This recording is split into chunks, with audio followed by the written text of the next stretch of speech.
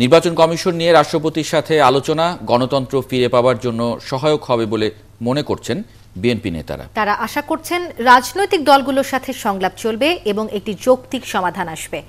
সংঘর্ষের রাজনীতি থেকে উত্তরণের জন্য দলগুলোর জাতীয় ঐক্যমত্যও চায় বিএনপি। শফিক আহমেদের প্রতিবেদনে বিস্তারিত।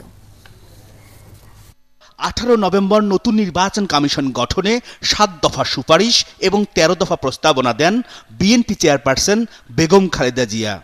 একজন বিশিষ্ট নাগরিক প্রধান নির্বাচন কমিশনার হিসেবে নিয়োগপ্রাপ্ত হতে পারবেন। এরপর রাষ্ট্রপতির পক্ষ থেকে বিএনপিকে নির্বাচন কমিশন গঠন নিয়ে 18 ডিসেম্বর আলোচনায় বসার আমন্ত্রণ জানানো হয়। বিএনপি নেতা আমির খসরু মাহমুদ চৌধুরী বলছেন, রাষ্ট্রপতির সাথে আলোচনায় তাদের মূল গাইডলাইন হবে খালেদা জিয়ার প্রস্তাবনা। আর ব্যারিস্টার মওদুদ আহমদ বলছেন, নির্বাচন কমিশনকে শক্তিশালী ও স্বাধীন প্রতিষ্ঠান হিসেবে দেখতে চান তারা।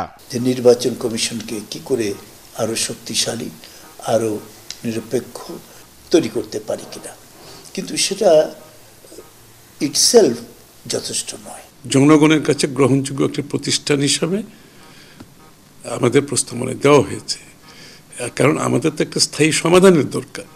এই দুই নেতাই বলেন, রাষ্ট্রপতি আমন্ত্রণ জানিয়েছেন বিএনপিকে, জামায়াত বা জোটভুক্ত কোনো দলকে নয়।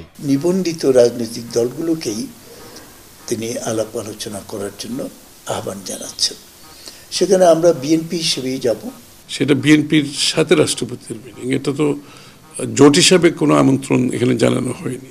রাষ্ট্রপতির সাথে এই দফায় নির্বাচন কমিশন গঠন নিয়ে আলোচনা হবে, আর দ্বিতীয় দফায় নির্বাচনকালীন সরকার নিয়ে সংলাপ চান বিএনপি নেতারা। শক্তিশালী একটা নির্বাচন কমিশন হবে, কাজ করতে পারে, নিরপেক্ষ স্বাধীন নির্বাচনের কাজ করতে পারে, সেজন্য একটি সহায়ক সরকার হতে হবে। সেই ধরনের একটি কাঠামো আমাদেরকে তৈরি করতে হবে, আলাপ আলোচনার মধ্যে করতে হবে। গণতন্ত্রের মূল মন্ত্র হচ্ছে যে প্রস্তাবনা, আলোচনা, সমঝোতার মাধ্যমে একটি সমাধানে আসা। 18 ডিসেম্বর বিকেল 4টায় রাষ্ট্রপতি আব্দুল হামিদের আমন্ত্রণে বঙ্গভবনে যাবেন বিএনপি চেয়ারপারসনের নেতৃত্বে 10 সদস্যের প্রতিনিধি দল। শফিক আহমেদ, 71, ঢাকা।